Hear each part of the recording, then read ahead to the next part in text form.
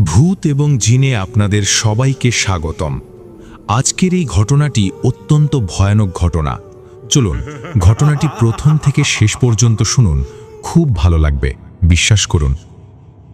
শ্রাবণের এক ভেজা সন্ধ্যা, টিপটিপ করে বৃষ্টি পড়ছে টিনের চালে, একটা অদ্ভুত বিষণ্ণ সুর তৈরি করছে। আমরা বসে আছি আয়াত হুজুরের বাড়িতে।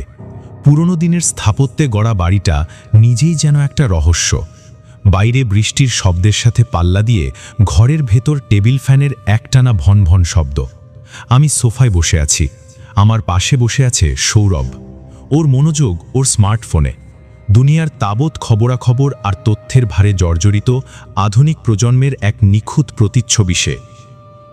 ওর কাছে যুক্তি আর বিজ্ঞানের বাইরে সবকিছুই মনে হয় কল্পকাহিনী, নয়তোবা মনের ভুল। আয়াত হুজুর পাশেই বসেছিলেন। হুজুর, আজকের নিউজটা দেখেছেন? হঠাৎ সৌরভ ফোন থেকে চোখ না সরিয়েই বলে উঠল, কুড়িগ্রামে তিস্তার ভাঙনে আরও 5টা গ্রাম বিলীন হয়ে গেছে। মানুষজন সব সহায় সম্বল হারিয়ে নিঃস্ব। ভাবা যায়? আয়াত হুজুর চায়ের কাপে একটা লম্বা চুমুক দিলেন। তার চোখে মুখে একটা বিষণ্ণতার ছাপ। শান্ত গলায় তিনি বললেন, প্রকৃতির রোষ বড় ভয়ঙ্কর, বুঝলে? এর কাছে মানুষ বড় অসহায়। কিন্তু মানুষ শুধু নদী ভাঙনের ভয়েই গ্রাম ছাড়ে না সৌরভ। এর চেয়েও ভয়ঙ্কর, এর চেয়েও অব্যাখ্যাত কারণে একটা আস্ত জনপদ রাতারাতি বিরান হয়ে যেতে পারে। আমি সোজা হয়ে বসলাম। আমি জানি হুজুর কোনো সাধারণ কথা বলছেন না, তার কথার গভীরে লুকিয়ে আছে অন্য কোনো গল্পের ইঙ্গিত। আমার লেখক সত্তাটা কান খাড়া হয়ে উঠল। সৌরভ তাচ্ছিল্যের হাসি হেসে বলল, নদী ভাঙন বা বন্যার চেয়ে ভয়ঙ্কর আবার কি হতে পারে হুজুর?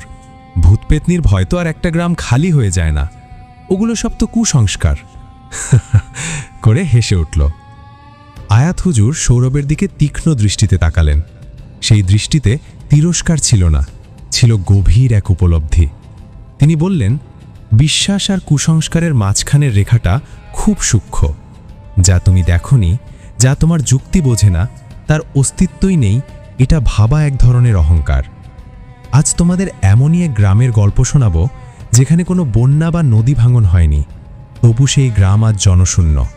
লোকে ওই গ্রামের নাম শুনলেও ভয়ে শিউরে ওঠে। অভিশপ্ত এক গ্রাম, ছায়াডুবি। ছায়াডুবি নামটা শোনার সাথে সাথেই আমার শির দ্বারা বেয়ে একটা শীতল স্রোত বয়ে গেল। আমি আটোসাটো হয়ে বসলাম। আয়াত হুজুর হয়তো নতুন কিছু শোনাবেন, আর ওনার ঘটনা মানেই তো।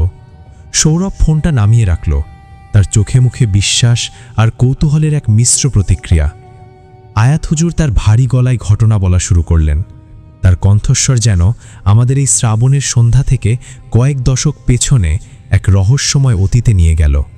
আয়াত হুজুর বললেন, সময়টা 1992 সালের শেষের দিক। শীত জেকে বসতে শুরু করেছে। ঘটনাটা ময়মনসিংহ বিভাগের সীমান্তবর্তীর এক পাহাড় ঘেরা অঞ্চলের। গ্রামটার নাম ছায়াডুবি। নামটা যেমন অদ্ভুত, গ্রামটাও ছিল তেমনই। 3 দিকে গাঢ় পাহাড়ের দেয়াল আর একদিকে শালবন। নিকটতম শহর থেকে প্রায় 50 কিলোমিটারের পথ। কাঁচা রাস্তা বর্ষায় প্রায় বিচ্ছিন্ন হয়ে যেত। গ্রামের মানুষগুলো ছিল মাটির মতো সরল। চাষাবাদ, বনে কাঠ কাটা আর পশুপালন, এই ছিল তাদের জীবন। বাইরের দুনিয়ার সাথে তাদের যোগাযোগ ছিল সামান্যই। তাদের ছিল নিজেদের জগৎ, নিজেদের বিশ্বাস, নিজেদের ভয়। গ্রামটার ঠিক পাশেই ছিল এক বিশাল শতবর্ষী বটগাছ। তার নিচে ছিল এক দরবেশের পরিত্যক্ত মাজার। লোকমুখে প্রচলিত ছিল ওই দরবেশ ছিলেন অত্যন্ত শক্তিশালী আধ্যাত্মিক পুরুষ, এবং তার বিশ্রামে ব্যাঘাত ঘটলে গ্রামের অমঙ্গল নেমে আসবে। ছায়াডুবি গ্রামের জীবনটা চলছিল তার নিজস্ব গতিতে। দিনের বেলা পাখির কলরব, শিশুদের কোলাহল আর কৃষকদের হাঁকডাকে মুখর থাকত চারপাশ। কিন্তু রাত নামলেই যেন গ্রামটা অন্য রূপ নিত। পাহাড়ের নৈশব্দ আর বনের অন্ধকার মিলেমিশে এক গা ছমছমে পরিবেশ তৈরি করত। তবু গ্রামবাসীরা এতেই অভ্যস্ত ছিল। কিন্তু সেই বছরের শীতকালে সব কিছু বদলে যেতে শুরু করে। প্রথম অশুভ সংকেতটা আসে গ্রামের সবচেয়ে বয়স্ক মানুষ করিম চাচার কাছ থেকে। একদিন ফজরের নামাজের পর গ্রামের মোড়ল জব্বার সাহেবের কাছে এসে তিনি কাঁপা কাঁপা গলায় বললেন, মোড়ল, কয়েক রাত ধইরা ঘুমাইতে পারতেছি না। রাইত হইলে মনে হয় কারা যেন আমার ঘরের চারপাশে শুকনা পাতার উপর দিয়ে হাইটা বেড়ায়, খরমর খরমর শব্দ হয়। বাইরে যাই, কাউরে দেখি না, কিন্তু শব্দটা হইতেই থাকে। জব্বার মোড়ল হেসে উড়িয়ে দিলেন, করিম চাচা, বয়স হইছে আপনার, কানে হয়তো ভুল শোনেন, শিয়ালের ডাকের শব্দ হবে হয়তো। করিম চাচা বিড়বিড় করতে করতে চলে গেলেন। না রে মোড়ল, এই শব্দ আমি চিনি। এইটা জানোয়ারের শব্দ না, মানুষের হাঁটার শব্দ না, এইটা অন্য কিছু, হয়তো কোনো অশরীরী কিছুর শব্দ। এসব বলতে বলতে সে চলে গেল। কিছুদিন পর শুধু করিম চাচা নন, গ্রামের আরও অনেকেই একই অভিযোগ করতে শুরু করল। রাতের বেলা টিনের চালে ঢিল পড়ার শব্দ, দরজায় হালকা টোকা দেওয়ার আওয়াজ, আবার কখনো মনে হতো জানালার পাশ থেকে কেউ ফিস ফিস করে কথা বলছে, কিন্তু বাইরে গেলেই সব শুনশান, কিচ্ছু নেই। বিষয়টা যখন গ্রামের প্রায় প্রতিটা ঘরে ছড়িয়ে পড়ল, তখন জব্বার মোড়লের হাসিও মিলিয়ে গেল। তিনি গ্রামের ইমাম সাহেবকে নিয়ে কয়েকটা বাড়িতে দোয়া দরুদ পড়ানোর ব্যবস্থা করলেন, কিন্তু তাতেও কোনো লাভ হলো না, বরং পরিস্থিতি আরও ভয়াবহ হতে শুরু করল। আয়াত হুজুর একটু থামলেন, চায়ের কাপটা হাতে নিয়ে শূন্য দৃষ্টিতে তাকিয়ে রইলেন। ঘরের ভেতর পিন পতন নীরবতা, শুধু বৃষ্টি আর ফ্যানের শব্দ। সৌরভ এতক্ষণ চুপ করে শুনছিল, এবার সে মুখ খুলল। হুজুর, এটা তো মাস হিস্টেরিয়ার মতো শোনাচ্ছে। একজনে দেখা দেখি আরেকজন ভয় পেয়েছে, আর তারপর সবাই একই জিনিস কল্পনা করতে শুরু করেছে। এটাকে মনোবিজ্ঞানের ভাষায় মাস সাইকোজেনিক ইলনেস বলে। আয়াত হুজুর সৌরভের দিকে না তাকিয়ে বললেন, তোমার বিজ্ঞান কি দুঃস্বপ্নের কোনো ব্যাখ্যা দিতে পারে সৌরভ? এমন দুঃস্বপ্ন যা একটা গোটা গ্রামের মানুষ একসাথে দেখতে শুরু করে। আমি জিজ্ঞেস করলাম, দুঃস্বপ্ন? কি ধরনের দুঃস্বপ্ন হুজুর? হুজুর বলতে শুরু করলেন, হ্যাঁ, দুঃস্বপ্ন। এরপর শুরু হলো সেই ভয়ঙ্কর অধ্যায়। গ্রামের প্রায় প্রতিটি মানুষ, নারী পুরুষ এমনকি দুধের শিশুরাও রাতে একই স্বপ্ন দেখতে লাগল। তারা স্বপ্নে দেখত লম্বা কালো আলখাল্লা পরা কিছু ছায়ামূর্তি তাদের গ্রামের রাস্তায় ঘুরে বেড়াচ্ছে। তাদের মুখ দেখা যায় না, কিন্তু শরীরটা অস্বাভাবিক রকমের লম্বা। তারা ধীর পায়ে প্রত্যেকটা বাড়ির সামনে এসে দাঁড়াত, আর ঘরের ভেতর থেকে মানুষের নাম ধরে ডাকত এক অদ্ভুত শীতল আর টান টান গলায়। ধরো, রহিমের বাপ রাতে স্বপ্নে দেখল একটা ছায়ামূর্তি তার ঘরের দরজার সামনে দাঁড়িয়ে ডাকছে, রহিমের বাপ, ও রহিমের বাপ। সকালে ঘুম থেকে উঠে সে দেখল তার 6 বছরের ছেলে রহিমও ভয়ে কাঁপছে, কারণ সেও স্বপ্নে দেখেছে কারা যেন তার বাবাকে নাম ধরে ডাকছিল। এই ঘটনা যখন এক বাড়ি থেকে আরেক বাড়িতে জানা গেল, তখন আসল আতঙ্ক ছড়িয়ে পড়ল। এটা আর মনের ভুল বা হিস্টেরিয়া ছিল না, এটা ছিল এক সংগঠিত অতি প্রাকৃত আক্রমণ। গ্রামের এক মহিলা আম্বিয়া খাতুন একদিন সকালে চিৎকার করে উঠলেন। সবাই ছুটে গিয়ে দেখল তিনি উঠোনে বসে হাউ মাউ করে কাঁদছেন। তার পাশে তার একমাত্র পোষা বিড়ালটা মরে পড়ে আছে। বিড়ালটার শরীর শক্ত হয়ে গেছে, চোখ দুটো যেন ভয়ে কোটর থেকে বেরিয়ে আসতে চাইছে, কিন্তু তার শরীরে একটা আঁচড়েরও দাগ নেই। আম্বিয়া কাঁদতে কাঁদতে বললেন, রাইতে স্বপ্নে দেখলাম ওই কালা মূর্তিটা আমার ঘরের সামনে আইসা আমারে ডাকতেছিল। আমি ভয়ে জবাব দেই নাই। এরপর ওইটা আমার বিলাইটার নাম ধইরা ডাক দিল। সকালে উইঠা দেখি এই অবস্থা। এই ঘটনার পর থেকে গ্রামের পোষা প্রাণীগুলো অদ্ভুত আচরণ শুরু করলো। কুকুরগুলো কারণ ছাড়াই রাতের বেলা আকাশের দিকে তাকিয়ে একটানা কাঁদত, যেন কোনো অদৃশ্য বিপদ দেখতে পাচ্ছে। গোয়াল ঘরে গরু ছাগলগুলো সারা রাত ছটফট করত, দড়ি ছেঁড়ার চেষ্টা করত। সকালে অনেক কৃষক তাদের গোয়ালে গিয়ে দেখত গরু বা ছাগলটা ভয়ে কাঁপছে, অথবা কোনো ক্ষেত্রে মৃত অবস্থায় পড়ে আছে। শরীরে কোনো আঘাতের চিহ্ন নেই, শুধু চোখে জমাট বাঁধা আতঙ্ক। সৌরভ অবিশ্বাসের সুরে বলল, কি বলছেন হুজুর? সব পশু পাখি একবারে মরে যাচ্ছিল? নিশ্চয়ই কোনো রোগ ছড়িয়ে পড়েছিল, অ্যানথ্রাক্স বা ওই জাতীয় কিছু। শুধু স্বপ্ন থেকে এসব কিছু? থুর, আমার বিশ্বাস হচ্ছে না। আয়াত হুজুর শান্ত গলায় জবাব দিলেন, কোনো রোগের আক্রমণে পশুর চোখে অমন ভয় জমাট বাঁধে না সৌরভ। আর কোনো রোগ শুধু রাতের বেলাতেই আক্রমণ করে না। গ্রামবাসীরা বুঝতে পারছিল এটা কোনো সাধারণ রোগ বা মানুষের কাজ নয়। তাদের শত বছরের পুরনো বিশ্বাস জেগে উঠল।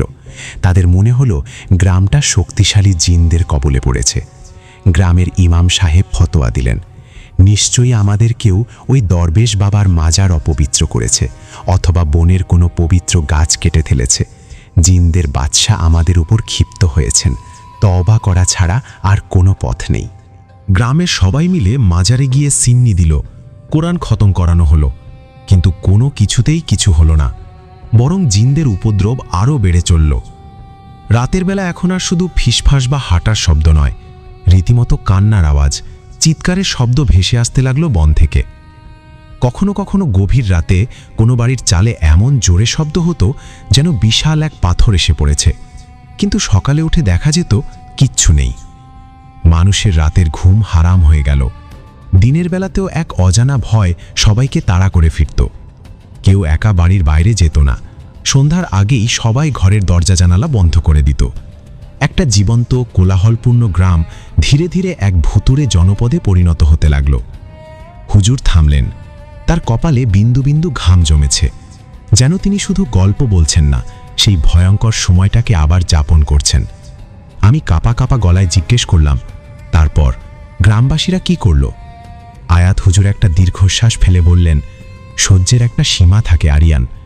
ভয় যখন সেই সীমা অতিক্রম করে, তখন মানুষ বাঁচার জন্য সবকিছু ছেড়ে পালাতে পারে। একদিন জব্বার মোড়ল গ্রামের সবাইকে নিয়ে বসলেন। সেই সভায় কোনো হট্টগোল ছিল না, ছিল শুধু কবরের নিস্তব্ধতা আর মানুষের ফ্যাকাশে মুখ। মোড়ল উঠে দাঁড়িয়ে বললেন, ভাইসব, এই গ্রামে আর থাকার উপায় নাই। প্রতিটা রাত আমাদের জন্য জাহান্নাম হয়ে গেছে। জান বাঁচানো ফরজ। আমাদের এই অভিশপ্ত গ্রাম ছেড়ে চলে যেতে হবে। কেউ কোনো দ্বিমত করল না, সবার চোখে মুখে ছিল একই ভয়, একই সম্মতি। সিদ্ধান্ত হলো এক রাতের মধ্যেই তারা গ্রাম ছেড়ে চলে যাবে। যে যার মতো শুধু জীবনটা নিয়ে পালাবে। ঘরবাড়ি, জমি জমা, সহায় সম্পত্তি সব পড়ে থাকবে। সেই রাতেই ঘটল সেই অন্ধকারে, নিঃশব্দে। পুরো গ্রামের মানুষ তাদের সামান্য কিছু জিনিসপত্র আর সন্তানদের হাত ধরে বেরিয়ে পড়ল অজানার উদ্দেশ্যে। পেছনে পড়ে রইল তাদের বাপদাদার ভিটে, তাদের সাজানো সংসার, তাদের সমস্ত স্মৃতি। মাত্র কয়েক ঘন্টার মধ্যে ছায়াডুবি নামের হাসি খুশি জীবন্ত গ্রামটা পুরোপুরি জনশূন্য ও ভুতুড়ে হয়ে গেল। এটা একটা অভিশপ্ত নাম ছাড়া আর কিছুই অবশিষ্ট রইল না। গল্পের এই পর্যায়ে এসে আয়াত হুজুর চুপ করলেন, তার চোখ বন্ধ। ঘরের ভেতর তখনও বৃষ্টির একটানা শব্দ। আমার বুকের ভেতরটা ধরাস ধরাস করছিল। একটা আস্ত গ্রাম রাতারাতি খালি, এটা ভাবতেই কেমন লাগছিল। সৌরভ এতক্ষণ চুপ থাকলেও এবার আর পারল না, সে প্রায় হেসেই ফেলল। সিরিয়াসলি হুজুর, পুরো গ্রাম একসাথে ভেগে গেল, তাও আবার জিনের ভয়ে? এটা তো কোনো সিনেমার গল্পের মতো শোনাচ্ছে। নিশ্চয়ই এর পেছনে অন্য কোনো কারণ ছিল, হয়তো কোনো সন্ত্রাসী দলের হুমকি বা ওই জাতীয় কিছু, আর গ্রামবাসীরা ভয়ে সেটাকে জিনের কাণ্ড বলে চালিয়েছে। আয়াত হুজুর চোখ খুললেন। এবার তার দৃষ্টিতে ছিল এক শীতল কাঠিন্য। তিনি সৌরভের দিকে সরাসরি তাকিয়ে বললেন, তোমার যুক্তির জগৎ যেখানে শেষ হয় সৌরভ, বিশ্বাসের জগৎ সেখান থেকেই শুরু হয়। আর ছায়াডুবির গল্প এখানেই শেষ নয়, বরং সেখান থেকেই আসল ভয়ঙ্কর অধ্যায়ের শুরু। যে অধ্যায়ের একমাত্র সাক্ষী ছিল ঢাকার এক তরুণ সাংবাদিক আর তার ভিডিও ক্যামেরা। এই কথা শোনার সাথে সাথে আমার আর সৌরভের দুজনেরই চোখ বড় বড় হয়ে গেল। সাংবাদিক, ভিডিও ক্যামেরা, তার মানে এই ঘটনার কোনো প্রমাণ আছে? আমি অধি আগ্রহে বললাম, তারপর কি হয়েছিল হুজুর? সেই সাংবাদিকের কি হয়েছিল? আয়াত হুজুর রহস্যময় হাসি হেসে বললেন, সেই গল্প শোনার মতো ধৈর্য আর সাহস যদি থাকে তাহলে শোনো। আয়াত হুজুরের শেষ কথায় ঘরের ভেতর জমে থাকা শীতল বাতাসকে যেন আরও ভারী করে তুলল। সাংবাদিক? Video camera? সৌরভের মুখে তার চিরচেনা তাচ্ছিল্যের হাসিটা আর নেই। তার চোখে ফুটে উঠেছে এক গভীর কৌতূহল, যার সাথে মিশে আছে সামান্য অবিশ্বাসের দোলা। এখন আমার সমস্ত মনোযোগ হুজুরের দিকে। সৌরভই প্রথম নীরবতা ভাঙল। 1 মিনিট হুজুর, আপনি বলছেন এই ঘটনার সাক্ষী একজন সাংবাদিক ছিল? তার মানে তো এর কোনো প্রমাণ আছে। সেই সাংবাদিক এখন কোথায়? তার তোলা ফুটেজ বা রিপোর্ট কিছু তো থাকবে। আমি সৌরভের দিকে তাকিয়ে বললাম, তুই কি আয়াত হুজুরকে চিনিস না? উনি কখনো প্রমাণ ছাড়া কথা বলেন না। এবারও তাই হলো, দেখলি? আয়াত হুজুর আমাদের দিকে তাকালেন, তার দৃষ্টিতে এক করুণার ছায়া। তিনি শান্তভাবে বললেন, সব প্রশ্নের উত্তর একবারে পাওয়া যায় না সৌরভ, ধৈর্য ধরতে হয়। কিছু সত্য উন্মোচন করতে গেলে তার জন্য মূল্য দিতে হয়। ঢাকার সেই তরুণ সাংবাদিক জাকির চৌধুরী, সেও সত্যটাকেই খুঁজে বেরিয়েছিল, কিন্তু তার জন্য যে মূল্য তাকে দিতে হয়েছে তা শোনার পর হয়তো তোমার যুক্তির দুনিয়াটা একবারের জন্য হলেও কেঁপে উঠবে। হুজুর তার চেয়ারে হেলান দিয়ে বসলেন। বাইরে বৃষ্টির বেগ কিছুটা কমে এসেছে। টিনের চালে এখন ঝিরঝির একটানা শব্দ। তিনি যেন সেই শব্দ থেকেই অতীতকে তুলে আনছেন। ছায়াডুবি গ্রাম যখন জনশূন্য হয়ে গেল, সেই খবরটা কিন্তু দাবানলের মতো ছড়িয়ে পড়েনি। তখন তো আর তোমাদের এই ইন্টারনেট বা মোবাইল ফোনের যুগ ছিল না। খবর ছড়াতো মানুষের মুখে মুখে, কচ্ছপের গতিতে। ছায়াডুবি থেকে পালিয়ে আসা গ্রামবাসীরা বিভিন্ন জায়গায় ছড়িয়ে ছিটিয়ে পড়ল, আত্মীয় স্বজনের বাড়িতে আশ্রয় নিল। তারা নিজেরাও সেই অভিশপ্ত গ্রামের কথা সহজে মুখে আনতে চাইত না। কিন্তু সত্য চাপা থাকে না। 2-1 মাস পর ময়মনসিংহ শহরের এক স্থানীয় পত্রিকার সাংবাদিকের কানে কথাটা গেল। তিনি বিষয়টাকে তেমন পাত্তা দেননি। জিনের ভয়ে গ্রাম ছাড়া এই ধরনের গল্প গ্রামাঞ্চলে হামেশাই শোনা যায়। তিনি শুধু ভেতরের পাতায় ছোট করে একটা নিউজ করেছিলেন। কিন্তু ঢাকার এক বড় সংবাদপত্রের ফিচার বিভাগে কাজ করা তরুণ সাংবাদিক জাকির চৌধুরীর চোখে খবরটা পড়ে গেল। জাকিরের বয়স তখন 27 কি 28। চোখে তার আকাশ ছোঁয়ার স্বপ্ন আর মাথায় নতুন কিছু করে দেখানোর উন্মাদনা। ঢাকা ভার্সিটি থেকে সবে পাস করে বেরিয়েছে। যুক্তিতর্ক আর বিজ্ঞান ছাড়া কিছুই বোঝে না। গ্রামের কুসংস্কার, ভূতপ্রেতের গল্প এসব শুনলে সে হাসত। তার কাছে এগুলো ছিল স্রেফ অশিক্ষা আর দারিদ্র্যের ফসল। জাকির যখন ছায়াডুবির খবরটা পড়ল, তার ভেতরের অনুসন্ধিৎসু মনটা জেগে উঠল। সে ভাবল, এটাই সুযোগ। সে প্রমাণ করবে যে এই সব জিনভূতের গল্পের আড়ালে লুকিয়ে আছে কোনো সামাজিক বা অর্থনৈতিক কারণ। হয়তো কোনো প্রভাবশালী মহল গ্রামবাসীদের জমি জমা দখল করার জন্য এই ভয় ছড়িয়েছে, অথবা এটা গণহিস্টেরিয়ার এক চরম উদাহরণ। সে তার সম্পাদকের কাছে একটা এক্সক্লুসিভ স্টোরি করার প্রস্তাব দিল। তার সম্পাদক প্রবীণ আশরাফ সাহেব প্রথমে রাজি হচ্ছিলেন না। বললেন, আরে ধুর, এইসব ফালতু বিষয়ের পেছনে সময় নষ্ট করে লাভ আছে?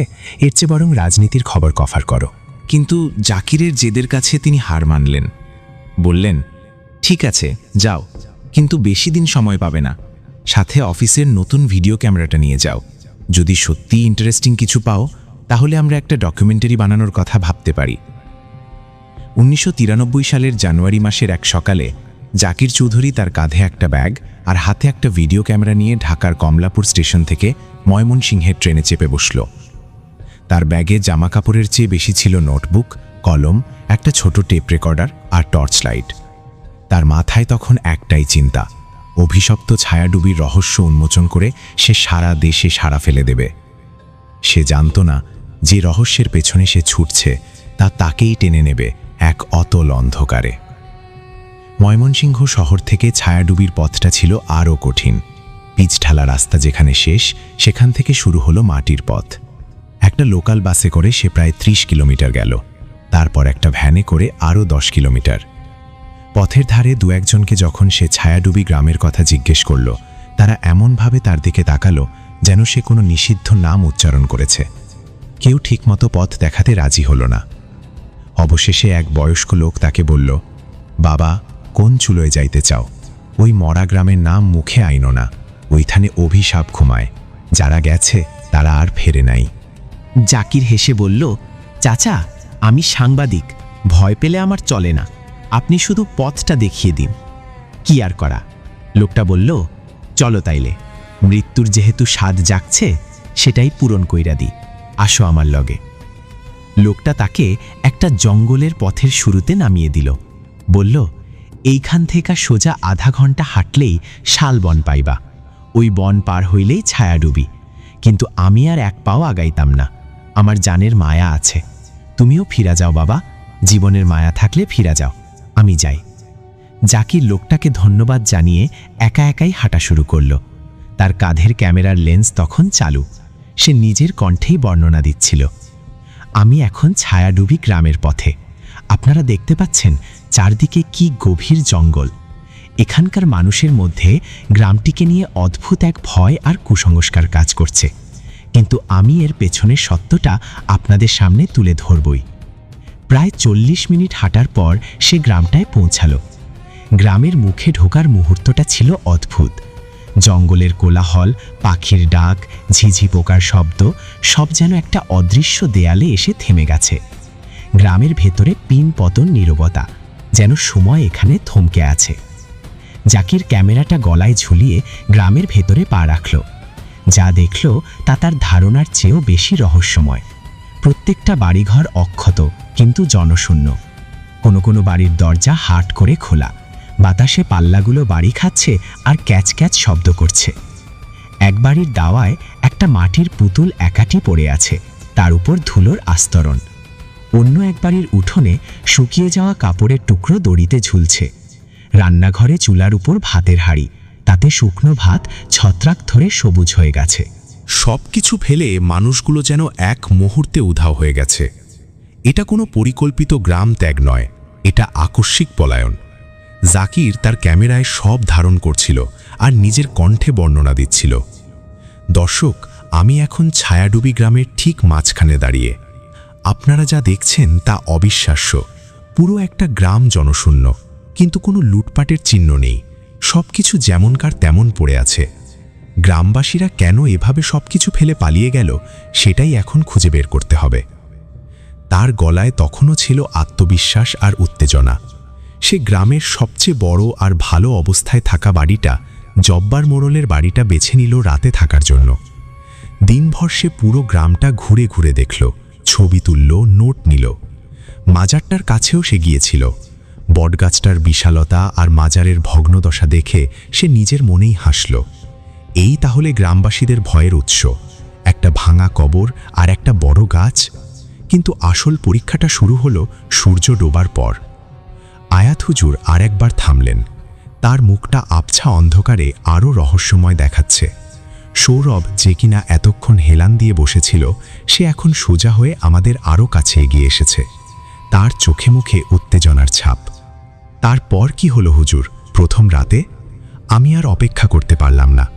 হুজুর বলতে লাগলেন, জাকিরের ডায়েরি আর টেপ রেকর্ডারের কিছু অংশ পরে উদ্ধার করা গিয়েছিল। সেখান থেকেই জানা যায় সেই ভয়ঙ্কর অভিজ্ঞতার কথা। প্রথম রাত। সূর্য ডোবার সাথে সাথেই ছায়াডুবি গ্রামের চেহারাটা পুরোপুরি পাল্টে গেল। দিনের বেলার শূন্যতাটা রাতের বেলা এক জীবন্ত, শ্বাসরোধী নীরবতায় পরিণত হল। কোনো শব্দ নেই, এমনকি ঝিঝি পোকার ডাকও না। জাকির মোড়লের বাড়ির দাওয়ায় হ্যারিকেন জ্বালিয়ে বসে তার ডায়েরিতে লিখছিল। হঠাৎ সে প্রথম শব্দটা শুনল, খড়মড় খড়মড় খসখস। ঠিক যেমনটা করিম চাচা শুনেছিল। শুকনো পাতার ওপর দিয়ে কেউ যেন খুব সাবধানে হেঁটে যাচ্ছে। জাকির লেখা থামিয়ে কান খাড়া করল। শব্দটা বাড়ির চারপাশে ঘুরছে। সে টর্চ লাইটটা হাতে নিয়ে দ্রুত বাইরে এলো। টর্চের তীব্র আলোয় উঠোন, আশপাশের ঝোপঝাড় সব দেখা যাচ্ছে, কিন্তু কেউ কোথাও নেই। শালা শিয়াল টিয়ালের কাজ হবে হয়তো, নিজেকেই নিজে বোঝালো জাকির। সে ঘরে ফিরে এসে তার ছোট টেপ রেকর্ডারটা চালু করল। রাত আনুমানিক 8টা। চারদিকে কবরের নীরবতা। কিছুক্ষণ আগে বাইরে কিসের যেন শব্দ পেয়েছিলাম, কিন্তু কিছু দেখতে পাইনি। সম্ভবত কোনো বন্যপ্রাণী। এখানকার পরিবেশটাই এমন যে সাধারণ শব্দ অস্বাভাবিক মনে হয়। কিন্তু ঘণ্টাখানেক পর শুরু হলো দ্বিতীয় উপদ্রব। ফিসফিসানি, যেন অনেক দূর থেকে কেউ কথা বলছে। এতই অস্পষ্ট যে ভাষা বোঝার উপায় নেই, কিন্তু মনে হচ্ছে তারা যেন তার সম্বন্ধেই কথা বলছে। জাকির এবার কিছুটা অস্বস্তি বোধ করল। সে ক্যামেরাটা অন করে তার হাই সেন্সিটিভ মাইক্রোফোনটা বাইরের দিকে তাকালো। ক্যামেরার পর্দায় কিছুই দেখা যাচ্ছে না, কিন্তু হেডফোনে ফিসফিসানিটা আরও স্পষ্ট, যেন বাপাসের চেয়ে ভারী কিছু একটা ভেসে বেড়াচ্ছে।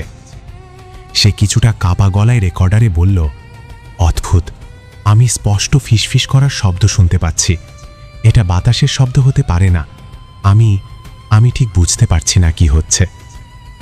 রাত গভীর হলো। জাকির সারাদিনের ক্লান্তিতে একসময় ঘরের ভেতরেই একটা চৌকিতে শুয়ে পড়ল, কিন্তু তার ঘুম ছিল পাতলা, অস্বস্তিতে ভরা। আর সেই ঘুমের মধ্যেই সে দেখল স্বপ্নটা। সে দেখল সে মোড়লের বাড়ির ভেতরেই শুয়ে আছে, কিন্তু সে জেগে আছে। সে দেখল ঘরের ভাঙা জানালা দিয়ে বাইরের উঠোনটা আবছা ভাবা দেখা যাচ্ছে, আর সেই উঠোনের ঠিক মাঝখানে দাঁড়িয়ে আছে একটা মূর্তি, অস্বাভাবিক লম্বা, মাটি থেকে প্রায় ৮-৯ ফুট উঁচু, সারা শরীর কালো এক আলখাল্লায় ঢাকা, মুখটা গভীর অন্ধকারে নিমজ্জিত। মূর্তিটা স্থির দাঁড়িয়েছিল, তারপর সেটা খুব ধীরে যেন বাতাসে ভেসে ঘরের দরজার দিকে এগিয়ে এলো। স্বপ্নের মধ্যেই জাকিরের শরীর জমে গেল। সে চিৎকার করতে চাইল, কিন্তু গলা দিয়ে কোনো আওয়াজ বেরোল না।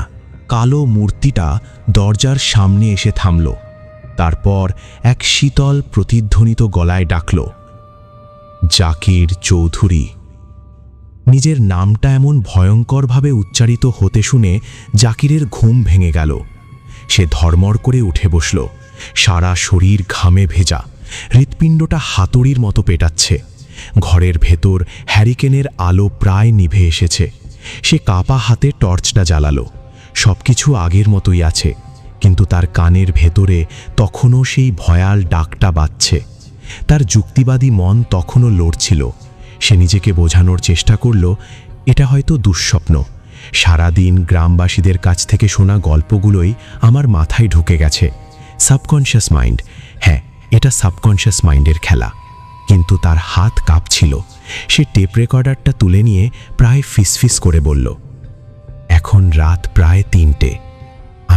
আমি একটা ভয়ঙ্কর স্বপ্ন দেখেছি, ঠিক গ্রামবাসীদের বলা সেই স্বপ্নটার মতোই। একটা কালো মূর্তি, ওটা আমার নাম ধরে ডাকছিল। আমার ভয় করছে। না, ভয় নয়, এটা স্রেফ একটা কাকতালীয় ঘটনা। কাল সকালেই আমি এর একটা যৌক্তিক ব্যাখ্যা খুঁজে বের করব।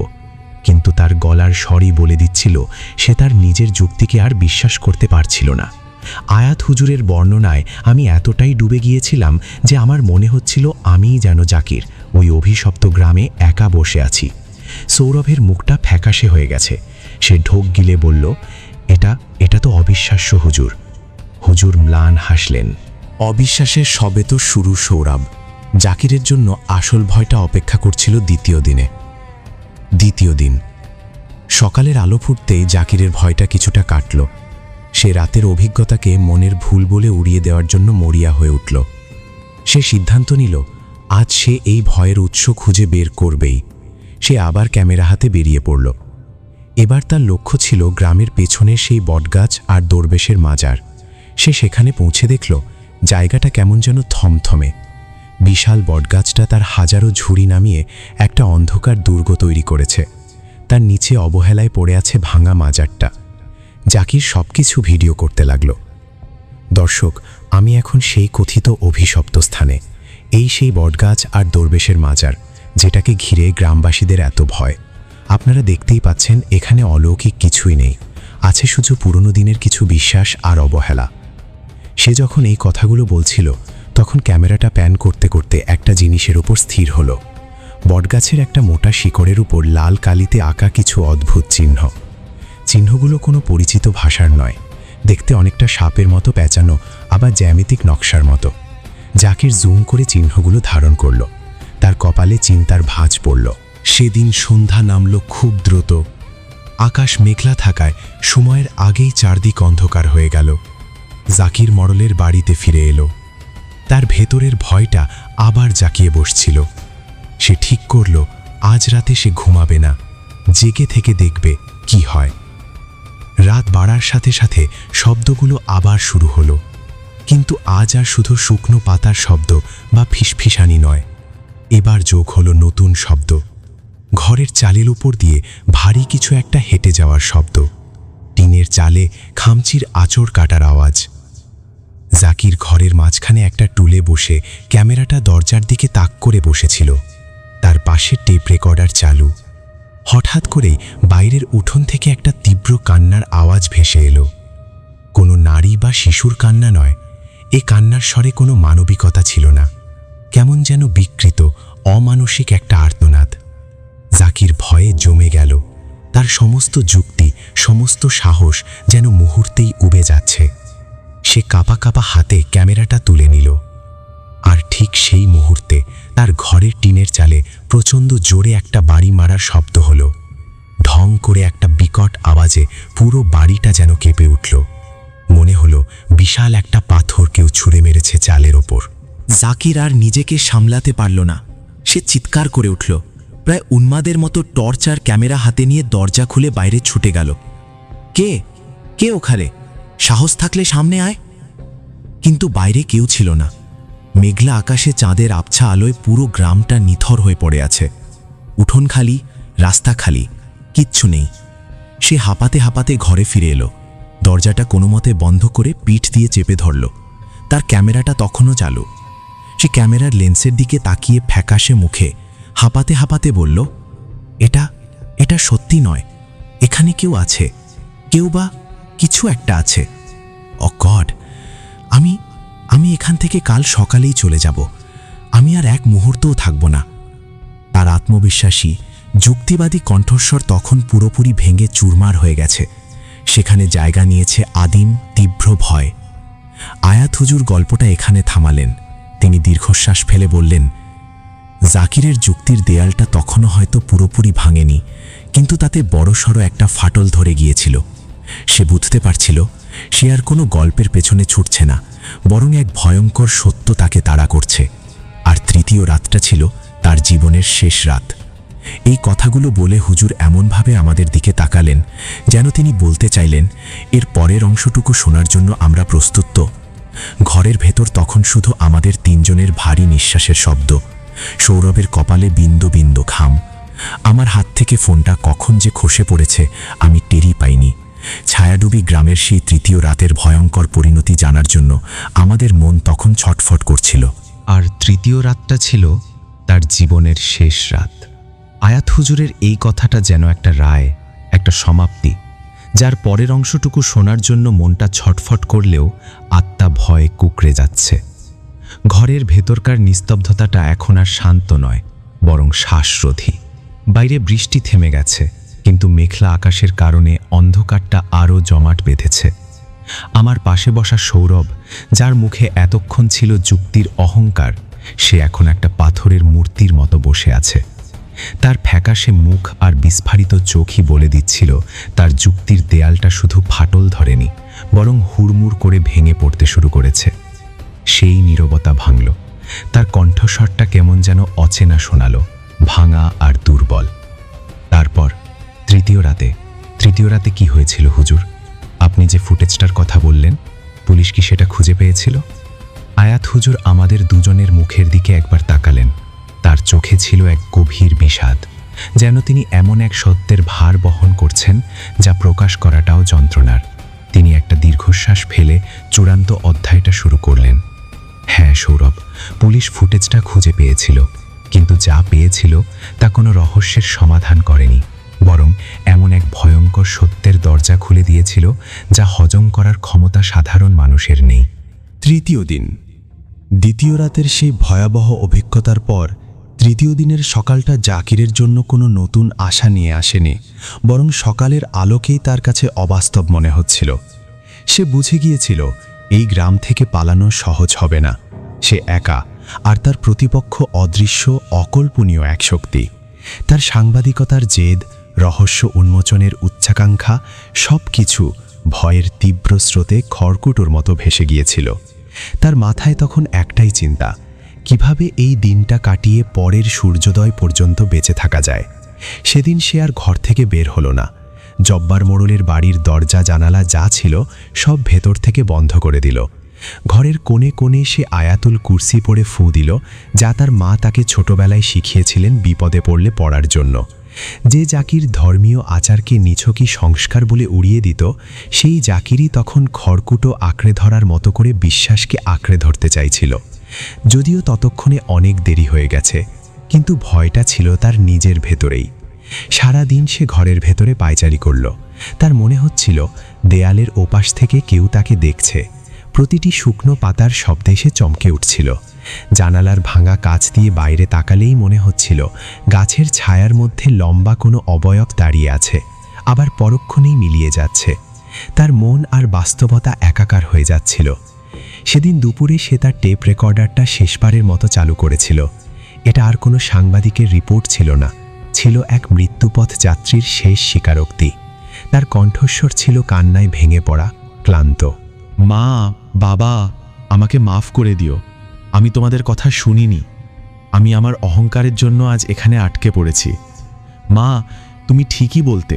দুনিয়াতে এমন অনেক কিছু আছে যা বই পড়ে যুক্তি দিয়ে বোঝা যায় না।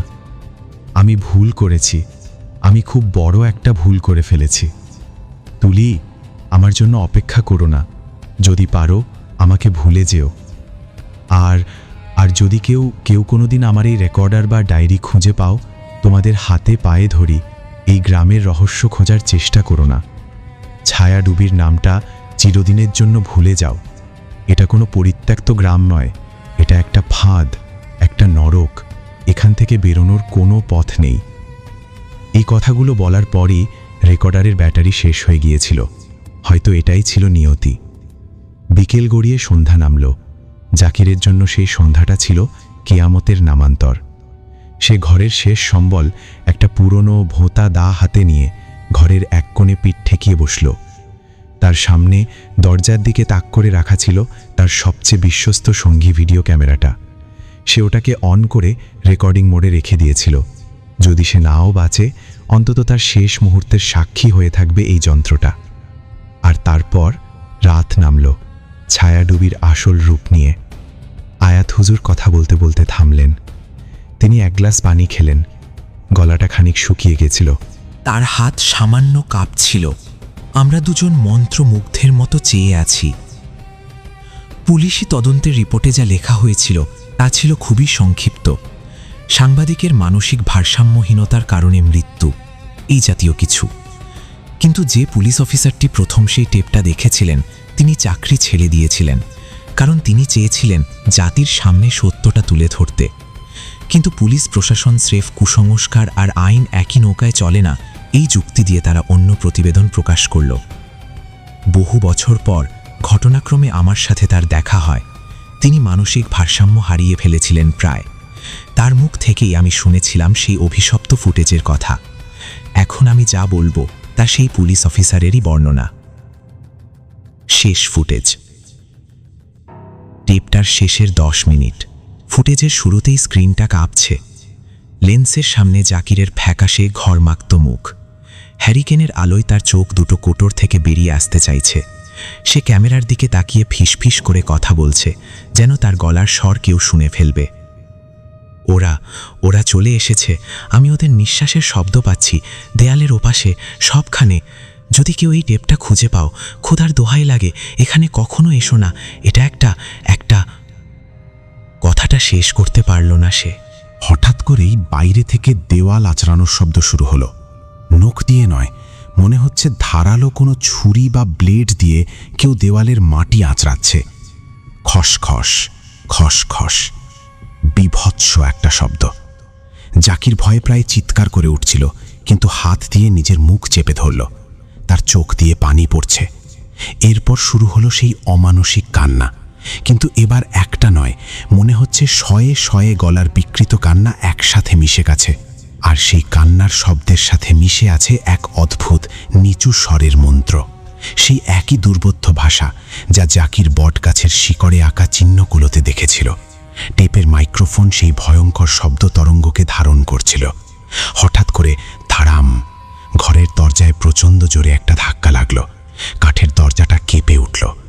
ধারাম ধারাম, একটার পর একটা ধাক্কা, যেন বাইরে থেকে কোনো বিশাল আকৃতির জন্তু দরজা ভাঙার চেষ্টা করছে। দরজার কাঠের খিলটা মরমর করে উঠল। জাকির ক্যামেরাটা তার কোলের ওপর রেখে 2 হাতে মাথা চেপে ধরে বসে পড়ল। সে বিড়বিড় করছিল, না না, আল্লাহ আমাকে বাঁচাও। মরাট করে একটা শব্দ হলো। দরজার খিলটা ভেঙে গেল। এক মুহূর্তের জন্য সব চুপ, কোনো শব্দ নেই। তারপর খুব ধীরে ক্যাচ করে একটা শব্দ করে দরজাটা ভেতরের দিকে খুলতে শুরু করলো। জাকির ভয়ে জমে গেছে। তার মুখ দিয়ে কোনো শব্দ বেরোচ্ছে না। ক্যামেরাটা তখনও চলছে, দরজার দিকে তাক করা। দরজাটা পুরো খুলে গেল। বাইরে জমাট বাঁধা অন্ধকার, একটা কালো আয়তক্ষেত্রের মতো লাগছে। কয়েক সেকেন্ড কিছুই ঘটল না। আর তারপর সেই অন্ধকারের ভেতর থেকে কিছু একটা বেরিয়ে এলো। আমার দিকে তাকাও আরিয়ান। সৌরভ, ওই পুলিশ অফিসার আমাকে বলেছিল, হুজুর, আমি জীবনে অনেক লাশ দেখেছি, অনেক ভয়ঙ্কর দৃশ্য দেখেছি, কিন্তু ক্যামেরা কাপা আলোয় সেদিন যা দেখেছিলাম তা এই দুনিয়ার কিছু ছিল না। ওটা কোনো মানুষ বা পশুর অবয়ব নয়, অস্বাভাবিক লম্বা, একটা হাড়গিলে কঙ্কালের মতো গড়ন, এতটাই লম্বা যে দরজার চৌকাঠের ওপরেও তার মাথা ছাড়িয়ে গেছে। শরীরটা যেন কালো ধোয়া দিয়ে গড়া, কিন্তু তার একটা অবয়ব আছে, দুটো হাত পায়ের মতোই সরু, লম্বা। কিন্তু সবচেয়ে ভয়ঙ্কর ছিল তার মাথাটা। সেখানে কোনো মুখ ছিল না, ছিল শুধু দুটো জ্বলন্ত লাল বিন্দু, যেন দুটো জ্বলন্ত কয়লা। সেই মূর্তিটা এক পা করে ঘরের ভেতরে ঢুকল। জাকির তার জীবনের শেষ শক্তিটুকু দিয়ে একটা আর্তনাদ করে উঠল। সেই চিৎকারটা মানুষের ছিল না, ছিল একটা আহত পশুর। আর সেই মুহূর্তেই ক্যামেরাটা তার কোল থেকে মাটিতে পড়ে গেল। ক্যামেরাটা কাত হয়ে পড়েছিল, লেন্সটা তাক করা ছিল ঘরের মেঝে আর দেয়ালের দিকে। স্ক্রিনে তখন আর কিছু দেখা যাচ্ছিল না, কিন্তু শোনা যাচ্ছিল প্রথমে জাকিরের সেই ভয়ঙ্কর আর্তনাদ, তারপর একটা ভেজা মাংস ছেঁড়ার মতো ছড়াত ছড়াত শব্দ, একটা হাড় ভাঙার মট করে আওয়াজ, তারপর সব চুপ, কয়েক মুহূর্তের কবরের নীরবতা। এরপর শোনা গেল একটা টেনে হিঁচড়ে নিয়ে যাওয়ার শব্দ, যেন ভারী কোনো বস্তা মাটির ওপর দিয়ে টেনে নিয়ে যাওয়া হচ্ছে। শব্দটা ঘর থেকে বেরিয়ে উঠোনে মিলিয়ে গেল। ক্যামেরাটা তখনও চলছিল। স্ক্রিনে শুধু ঘরের দেয়াল আর মেঝের একটা অংশ দেখা যাচ্ছে। প্রায় 1 মিনিট ধরে আর কোনো শব্দ নেই। হঠাৎ করেই ক্যামেরার সামনে দুটো পায়ের মতো কিছু এসে দাঁড়ালো। মানুষের পা নয়, শুকনো কাঠি বা গাছের ডালের মতো সরু কালো পা। তারপর সেই অবয়বটা নিচু হলো, ঝুঁকে পড়ল পড়ে থাকা ক্যামেরার দিকে। আর ফুটেজের শেষ 3 সেকেন্ড, ওই 3 সেকেন্ডের দৃশ্য ভোলার জন্য ওই পুলিশ অফিসার সারা জীবন ঈশ্বরের কাছে প্রার্থনা করেছে। ক্যামেরার লেন্সটা একটা মুখের খুব কাছে চলে এসেছিল, একটা বিভৎস অবর্ণনীয় মুখ, মানুষের খুলির মতো কিন্তু বিকৃত। চামড়াটা যেন পুড়ে গিয়ে হাড়ের সাথে সেটে আছে। চোখ থাকার জায়গায় দুটো বিশাল কালো গর্ত, আর সেই গর্তের ভেতর থেকে ঠিকরে বেরোচ্ছে সেই লাল আভা। নাক নেই, আর ঠোঁটবিহীন মুখটা একটা ভয়ঙ্কর নীরব চিৎকারে হা হয়ে আছে। মুখটা আরও কাছে এলো, যেন লেন্সটাকেই গিলে খাবে। আর তারপরই খট করে একটা শব্দ হয়ে টেপটা শেষ হয়ে গেল। স্ক্রিন জুড়ে নেমে এলো বরফ শীতল স্ট্যাটিক। আয়াত হুজুর গল্প শেষ করলেন। ঘরের ভেতর আমরা 3 জন স্তব্ধ হয়ে বসে আছি। আমার হাত পা ঠান্ডা হয়ে গেছে। সৌরভের মুখটা কাগজের মতো সাদা, সে শূন্য দৃষ্টিতে মেঝের দিকে তাকিয়ে আছে। তার এতদিনের জমানো যুক্তির প্রাসাদটা আজ ছায়াডুবির অভিশপ্ত ফুটেজের সামনে ধুলোয় মিশে গেছে। বহুক্ষণ পর আমি কাঁপা কাঁপা গলায় জিজ্ঞেস করলাম, জাকিরের শরীরের কি হয়েছিল হুজুর? আয়াত হুজুর ক্লান্ত গলায় বললেন, কিছুই পাওয়া যায়নি। জাকির চৌধুরী নামের কোনো মানুষের অস্তিত্ব যেন সেই গ্রাম থেকে পুরোপুরি মুছে দেওয়া হয়েছিল। পুলিশ অনেক খুঁজেও তার শরীরের একটা টুকরো পায়নি, শুধু পেয়েছে তার নোটবুক, অকেজো টেপ রেকর্ডার আর সেই অভিশপ্ত ভিডিও ক্যামেরাটা। আর ছায়াডুবি গ্রামটা, ওটা ওভাবেই পড়ে আছে, কালের সাক্ষী হয়ে, আর একটা সাবধান বাণী হয়ে, যে এই দুনিয়ায় এমন কিছু পর্দা আছে যা সরানোর চেষ্টা করতে নেই, করলে তার পরিণতি জাকিরের মতোই হয়। হঠাৎ সৌরভ মুখ তুলল। তার চোখে ভয়, কিন্তু তার চেয়েও বেশি ছিল এক অদম্য প্রশ্ন। সে প্রায় ফিসফিস করে বলল, ওই চিহ্নগুলো বটগাছের ওপর, ওগুলোর মানে কি ছিল হুজুর? আর ওই মন্ত্র? আয়াত হুজুর সৌরভের দিকে করুণার দৃষ্টিতে তাকালেন। তিনি উঠে দাঁড়িয়ে আমাদের কাঁধে হাত রাখলেন। ওটা ছিল একটা ভাষায় লেখা আহ্বান, কোনো সাধারণ জিন বা ভূতের উদ্দেশ্যে নয়, তার চেয়েও প্রাচীন, তার চেয়েও ভয়ঙ্কর কোনো সত্তার উদ্দেশ্যে। জাকির তার ডায়েরিতে, তার ক্যামেরায় বারবার ওই চিহ্ন আর মাজারের কথা উল্লেখ করে নিজের অজান্তেই সেই সত্তার মনোযোগ আকর্ষণ করেছিল। সে ভেবেছিল সে রহস্যের সমাধান করছে, কিন্তু আসলে সে নিজেই ছিল সেই রহস্যের শেষ শিকার। কিছু জ্ঞান অর্জনের চেয়ে অজ্ঞ থাকাই ভালো সৌরভ, কিছু দরজা বন্ধ থাকাই শ্রেয়। আমি কৌতূহলবশত বললাম, আপনি এই ব্যাপারে কিছু জানতে পেরেছেন? আয়াত হুজুর দীর্ঘশ্বাস ফেলে বললেন, তোমার তো জানার কথা আরিয়ান। আমার হাতে যেসব কেস আসে আমি সেই সবেরই তদন্ত করে সমাধান করার চেষ্টা করি। এসব অন্য কারো বিষয় বা নিষিদ্ধ বিষয় নিয়ে গবেষণা করা আর মৃত্যুর দিকে দুপা এগিয়ে দেয়া একই জিনিস। আমি বরাবরই আগ বাড়িয়ে কাজ করা থেকে বিরত থাকি, কিছু জিনিস অসমাপ্ত থাকাই শ্রেয়। সেই রাতে আয়াত হুজুরের বাড়ি থেকে ফেরার সময় একটা কথাও বলতে পারিনি আমরা। রাতের অন্ধকারকে আমার আর কখনো স্বাভাবিক মনে হয়নি। আমার লেখক সত্তা এই ভয়ঙ্কর গল্পটা লেখার জন্য ছটফট করছিল, কিন্তু আমার ভেতরের মানুষটা ভয়ে জমে গিয়েছিল। আর সৌরভ, সে আর কখনো আমার সাথে অলৌকিক কোনো বিষয় নিয়ে তর্ক করেনি। মাঝে মাঝে রাতের বেলা আনমনে কি যেন ভাবে। আমি জানি তার মনের ভেতরে ছায়াডুবি গ্রামটা চিরস্থায়ী একটা বাসা বেঁধে নিয়েছে, কারণ আমরা দুজনেই সেদিন বুঝে গিয়েছিলাম যুক্তি আর বিজ্ঞানের আলো ঝলমলে জগতের ঠিক পাশেই এমন এক নিকষ কালো অন্ধকার জগৎ আছে, যার অস্তিত্বকে অস্বীকার করা মানে নিজেকেই অস্বীকার করা। আর সেই অন্ধকারের দিকে বেশি দিন তাকিয়ে থাকলে অন্ধকারও তোমার দিকে ফিরে তাকায়। প্রিয় লিসেনার, ঘটনাটি কেমন লাগলো অবশ্যই কমেন্ট করে জানিয়ে যাবেন। সবাই ভালো থাকবেন, সুস্থ থাকবেন। আসসালামু আলাইকুম।